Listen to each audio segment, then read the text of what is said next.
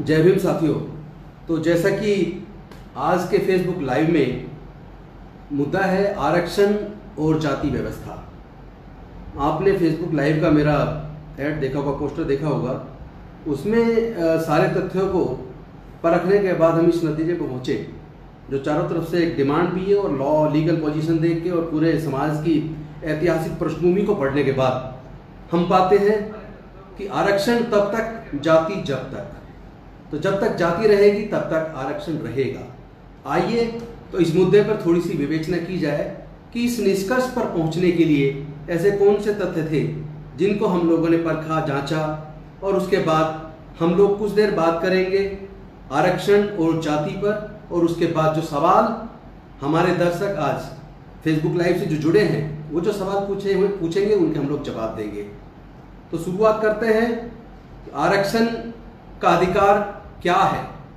तो मैं समझता हूं कि जब हम अपने देश के इतिहास को पढ़ते हैं, वैदिक काल से लेकर अब तक, तो हम पाते हैं कि वेदों के आधार पे, पुराण के आधार पे, मनुस्मृति के आधार पे जो समाज को चार भागों में बांटकर और उसके बाद जो शूद्र और अतिशूद्र बनाकर एक बहुत बड़े वर्ग को, जिसकी जनसंख्या लगभग 80% है, उसको जातिगत आधार पर पढ़ने लिखने से वंचित रखा, जातिगत आधार पर उसको जमीन जायदाद से, प्रॉपर्टी से वंचित रखा, और जातिगत आधार पर ही उसको व्यापार करने से भी वंचित रखा, जिसकी वजह से हजारों साल की गुलामी की वजह से हजारों साल तक पढ़ने लिखने पर, व्यापार पर, पूंजी पर प्रतिबंध लगने की वजह से 80% लोग देश के इतने ज्यादा पिछड़ गए कि जब भारत के देश की आज़ादी की शुरुआत, चर्चा शुरू हुई, जब भारत में साइमन कमीशन आया और उसके सामने विभिन्न जाति धर्म के लोगों ने अपने अपने समाज की पृष्ठभूमि को रखा, और उसके बाद राउंड टेबल कॉन्फ्रेंसेस के माध्यम से सभी ने अपने अपने समाज के हक और अधिकार की बात की, जिसकी वजह से एक कम्युनल अवार्ड हमारे लोगों को बाबा साहेब के अथक प्रयास से मिला। और उसके बाद कम्युनल अवार्ड के खिलाफ गांधी जी अनशन पर बैठ गए, और एक समय ऐसा आया कि उनकी स्थिति बहुत बिगड़ती चली गई। उधर डॉक्टर बाबा साहेब अम्बेडकर पर लगातार यह दबाव बढ़ता चला गया कि अगर गांधी जी की जान चली गई तो आपके पूरे समाज को जड़मूल खत्म कर दिया जाएगा, सबकी हत्या कर दी जाएगी। दबाव इस हद तक बन गया कि अपने समाज के हक और अधिकार की वो लड़ाई, जिसमें डॉक्टर बाबा साहेब अम्बेडकर ने पूरे समाज के लिए पृथक निर्वाचन मांगने की बात की थी, और जिसको बड़े लंबे पर्सुएशन के बाद, राउंड टेबल कॉन्फ्रेंस 1, 2 और 3 के बाद इंग्लैंड की सरकार ने स्वीकार कर लिया था, जिसकी वजह से कम्युनल अवार्ड मिला। और उस कम्युनल अवार्ड के माध्यम से विभिन्न जाति धर्म के लोगों को अलग अलग प्रकार के अधिकार मिलने थे, जिसमें हमें पृथक निर्वाचन क्षेत्र मिलने की बात लगभग तय हो गई थी, जिसके खिलाफ गांधी जी अनशन पर बैठे थे। और अल्टीमेटली जब उनकी स्थिति बिल्कुल खतरनाक हो गई और बाबा साहब पर लगातार दबाव बढ़ते चला गया, इस हद तक बढ़ गया कि अगर गांधी जी मर गए तो पूरे समाज को खत्म कर दिया जाएगा। अल्टीमेटली डॉक्टर बाबा साहब अम्बेडकर के दबाव में बड़े दुखी मन से ये समझौता करना पड़ा, जो 24 सितंबर 1932 को हुआ, जिसको हम पूना पैक्ट के नाम से इतिहास में जानते हैं। लेकिन साथियों, उसके बाद जब भारत आज़ाद हुआ, भारत का संविधान मिला, संविधान के माध्यम से सबको पढ़ने लिखने का अधिकार, सरकारी नौकरियों में आगे आने का अधिकार, शिक्षण संस्थानों में रिजर्वेशन, और जो भारत की संसद है, लोकसभा, राज्यसभा, और उसके साथ साथ जो लेजिस्लेटिव असेंबलीज हैं, उसके अंदर रिजर्वेशन मिला। लेकिन अभी रिजर्वेशन मिले हुए 70 साल भी नहीं हुए। 70 साल तो छोड़िए, जब रिजर्वेशन मिले हुए केवल लगभग 40 साल हुए थे, तभी से लगातार एक के बाद एक हमारे इस आरक्षण पर हमला होना शुरू हो गया था। उसके बाद कई जजमेंट्स आए, कुछ जजमेंट रिजर्वेशन के खिलाफ आए, जैसे Indira Sahni versus union of India ने एक तरफ ओबीसी को रिजर्वेशन तो दिया, लेकिन साथ ही साथ SC ST के रिजर्वेशन पे हमला भी कर दिया। और इसके साथ साथ उन्होंने कुछ ऐसी व्यवस्था कर दी जिसकी वजह से हमारे लोग, सीनियरिटी लिस्ट बड़ी गड़बड़ा गई, कई प्रकार के ऑफिस मेमोरेंडम्स आए, उसके बाद बड़े धरने प्रदर्शन समाज को करने पड़े, और बड़े लंबे धरने प्रदर्शन के बाद केंद्र सरकार पर प्रेशर बना और उन्होंने सन 2000 में 85th अमेंडमेंट आया, उससे पहले 82 अमेंडमेंट आया, जिसके माध्यम से समाज को सीनियरिटी लिस्ट के साथ साथ प्रमोशन में भी रिजर्वेशन सुनिश्चित हुआ। लेकिन उसके बाद समय समय पर वो चैलेंज होता चला गया। कई एम नागराज जजमेंट आता है, जर्नल सिंह जजमेंट आता है, और उसके बाद जो अभी जो उत्तराखंड वाला जजमेंट आया, से लगातार रिजर्वेशन को डाइल्यूट करने की कोशिश की गई। लेकिन इससे पहले मैं आता हूं कि रिजर्वेशन बेसिकली है कितने प्रकार का। रिजर्वेशन मैं समझता हूं 2 प्रकार का है। एक रिजर्वेशन जो धर्म के आधार पर, शास्त्रों के द्वारा, वेद के द्वारा कुछ पर्टिकुलर जातियों को मिला, जैसे पढ़ाने का काम, पूजा पाठ का काम, वो सारा का सारा पर्टिकुलर एक जाति को मिल गया। दूसरी तरफ सेना के अंदर, सत्ता के अंदर, देश का शासन किसके हाथ में रहे, वो अधिकार कुछ पर्टिकुलर जातियों को मिल गया। और दूसरी तरफ व्यापार करने का अधिकार भी कुछ पर्टिकुलर जाति को मिल गया। देश की भूमि भी कुछ पर्टिकुलर जातियों के हाथ में आ गई।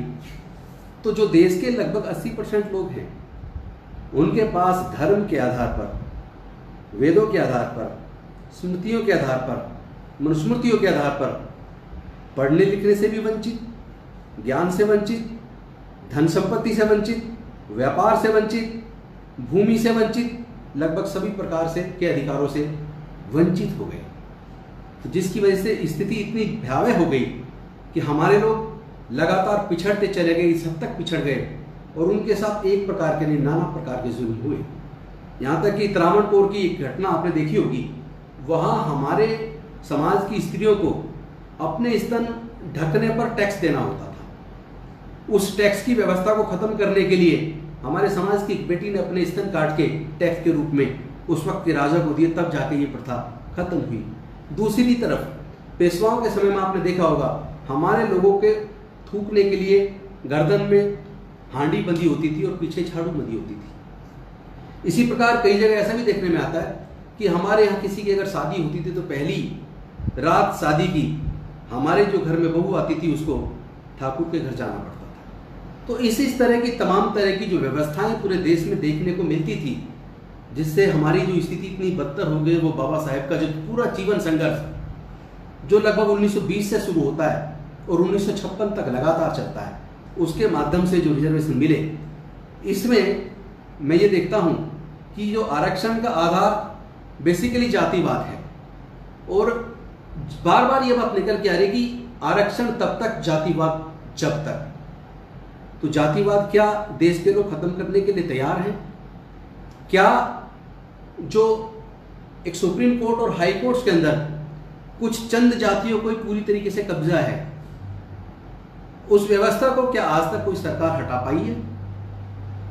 एक ही जाति का कब्जा सेना के अंदर है, कुछ एक जाति का कब्जा मीडिया के अंदर है। तो अगर देखा जाए तो चंद जातियों का पूरे देश की सभी संस्थानों पर, सभी व्यापार पर, सभी इंडस्ट्रीज पर, सभी बड़े प्राइवेट हॉस्पिटल्स पर, प्राइवेट कॉलेजेस पर, सभी जगह कुछ चंद जातियों का कब्जा है। तो क्या वहाँ रिजर्वेशन लागू है? जवाब आप जानते हैं, वहाँ रिजर्वेशन लागू नहीं है। अब मैं सिलसिलेवार आगे बढ़ता हूँ कि एक आरक्षण है जो संवैधानिक संवैधानिक आधार पर मिला, लेकिन दूसरा एक आरक्षण है जो वैदिक आधार पर मिला।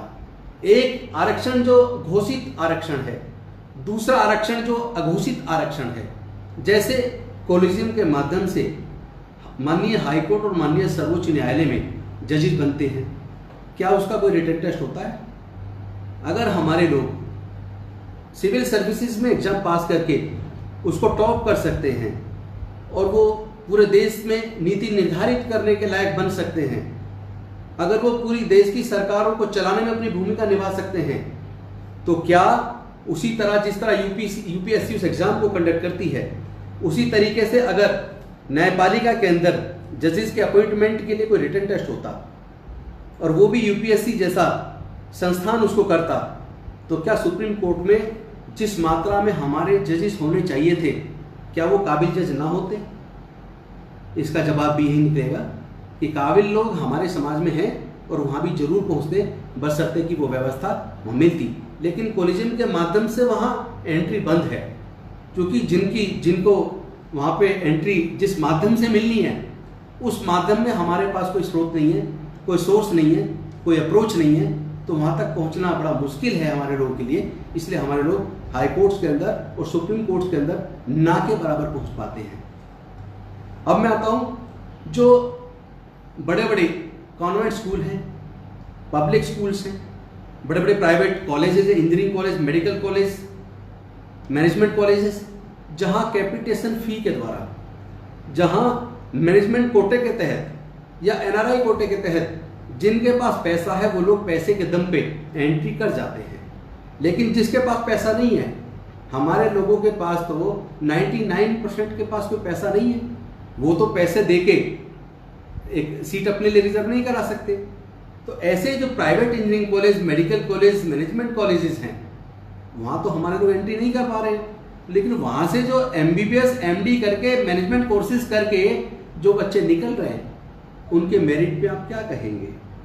मैं पूछना चाहता हूँ, कई बार एक सवाल पैदा होता है, लोग कहते हैं कि ये काबिल लोग नहीं है, आरक्षण की वजह से एफिशिएंसी गिर रही है।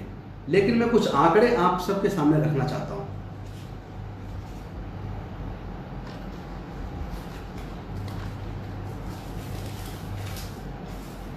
दोस्तों, भारत में 91% जमीन केवल सवर्णों के पास है और 9% जमीन अनुसूचित जाति, जनजाति, अति पिछड़े वर्ग के पास है। भारत में व्यवसाय 96% केवल सवर्णों के पास है। और अगर तमाम तरह की नौकरियों की बात करें तो 86% नौकरियां सवर्णों के पास हैं। और अगर हम लोग यूनिवर्सिटीज का डाटा देखें तो देश में 40 केंद्रीय विश्वविद्यालय हैं। इन 40 केंद्रीय विश्वविद्यालयों में, जिसमें 1125 प्रोफेसर की पोस्ट हैं, इन 1125 में से केवल 39 प्रोफेसर यानी 3.47% अनुसूचित जाति से हैं और केवल 6 प्रोफेसर यानी 0.7% अनुसूचित जनजाति से हैं।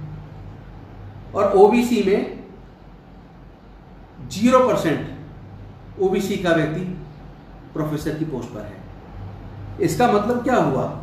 इसका मतलब ये हुआ कि देश में जो 40 केंद्रीय विश्वविद्यालय हैं, उन विश्वविद्यालयों के अंदर 95% से भी ज्यादा सीटें जनरल के पास है। अब यहां मेरिट की बात आती है, क्योंकि जब पूरे दुनिया की जो 200 सबसे बड़ी जानी मानी विख्यात यूनिवर्सिटीज हैं, उन 200 यूनिवर्सिटीज में हमारे भारत की शायद एक भी यूनिवर्सिटीज नहीं आती। और जब 96% के आसपास प्रोफेसर्स आप लोग हैं, अपर कास्ट के हैं, तो फिर आपकी मेरिट पे सवाल उठता है। अगर आप मेरिट वाले हैं तो फिर हमारा देश का नाम यूनिवर्सिटीज में, हमारी 200 यूनिवर्सिटी में देश की कम से कम 10, 15, 20 यूनिवर्सिटीज तो होनी चाहिए थी। अगर हमारी एक भी यूनिवर्सिटी दुनिया की जानी मानी 200 यूनिवर्सिटी में कहीं भी नहीं आती, तो